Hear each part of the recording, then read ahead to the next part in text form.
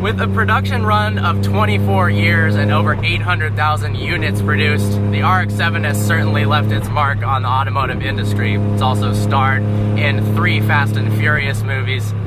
And for some people, the rotary engine has become kind of a way of life, like my passenger here. It's true. Now, this isn't a stock 3rd generation 1993 RX-7. Those produced 252 horsepower, had 2 rotors, and weighed 2,800 pounds, which honestly, for a 2,800 pound car, 252 horsepower for back then is pretty solid. This has a 20B 3-rotor from a Mazda Cosmo, an engine that wasn't even available in the United States. It's also got a huge S480 Borg-Warner turbo on it, and combined with the love of someone who's slightly psycho, it produces 750 wheel horsepower at 25 PSI, and for a car this light, it freaking rips. Yeah. So it obviously has its quirks. The car can randomly stall at 30 miles an hour when you're in gear. What made you decide to get a car like this? Why do you love it? And tell me more about the things that are horribly wrong with it. Well, I mean, it started out with, I did have a stock 2nd gen, and then I went into stock 3rd gen, which 255 horsepower at the crank was enough at that time, and I just had to keep pushing the envelope.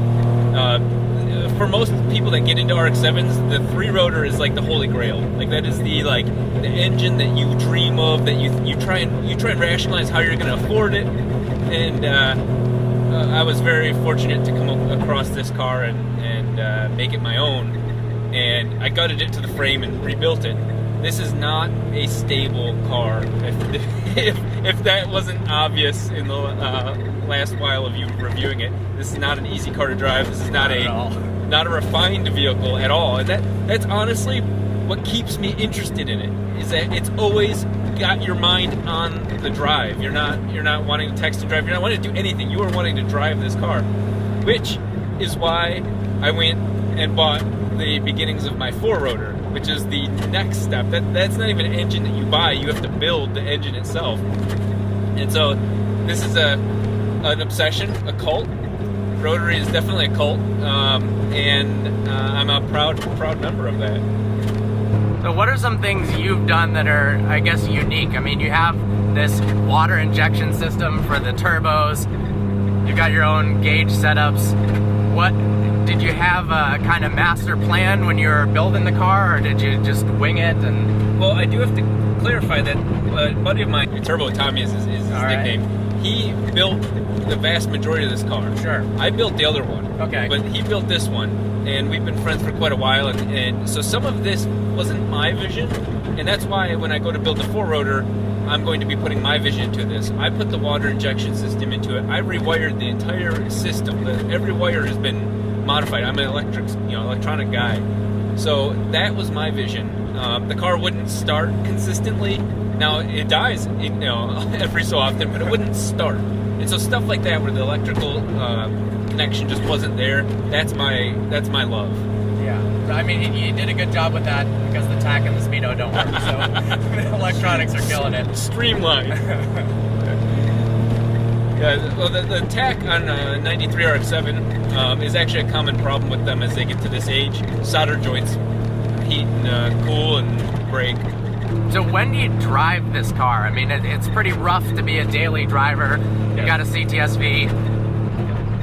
Yeah, so this car is driven in short, insane bursts of speed, insane bursts of moments of speed.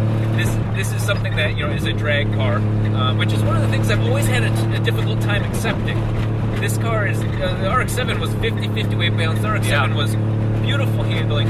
This has neither of those, and so even though it keeps the rotary spirit, it's ruined I would say the Japanese spirit of what this car was meant to be. And so it has a weird spot where you take it to the drag strip, you can drive it on the street, but you're just always tempted to fire off the 2-step and do stupid shit with the car. Yep.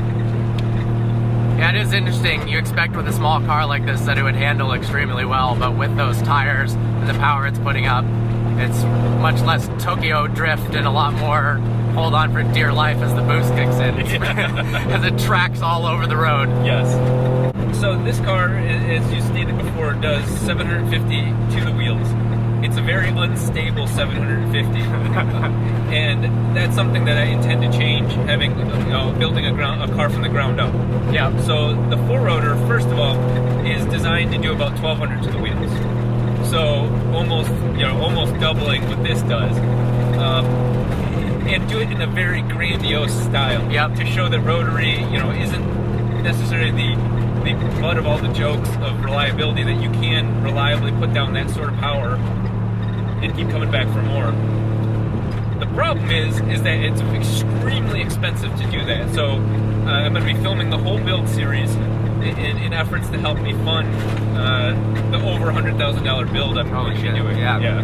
But yeah, I mean, 1,200 wheel horsepower is absolutely insane. I just drove a car that had a little bit more than that, but it weighed significantly more than 2,800 pounds. Right. And it had all-wheel drive, so a rear-wheel drive car with that kind of power, that is going to be a death trap, a fun death trap. My goal is to make the car legendary. Like you think of like the farm truck, or you think of like Murder Nova, or those cars that have names. I want to have a car that has a name. Now I suck at naming my cars, but I want to have a car that people know, even just the car. That's what that car is going to be. Yeah. Hopefully it's I survived. So after the build's done, you don't grab it around a tree. Yeah, tombstone. I've been really loving driving this car. Obviously, if you tried to drive it on a daily basis, it'd annoy the shit out of you. Yes. There's a lot of things wrong with it, but like you said, it makes it really exciting when at any moment the car can go completely sideways, or it'll stall on you, or it won't go into any of the gears. Fifth gear doesn't work on the car. I have no idea how fast I'm going. This truck's tailing me. I swear I'm going the speed limit, but it's certainly a lot of fun. Thank you so much for letting me drive your baby. So it was my pleasure, man. I hope you guys enjoyed this review. Like always, please browse our channel and subscribe. Subscribe to Rob Dahm's channel, obviously. He's going to be ramping up the videos. Hopefully there's some sweet stuff coming out. I'm excited for that, so yeah. You guys should be as well. Look forward to seeing you next video.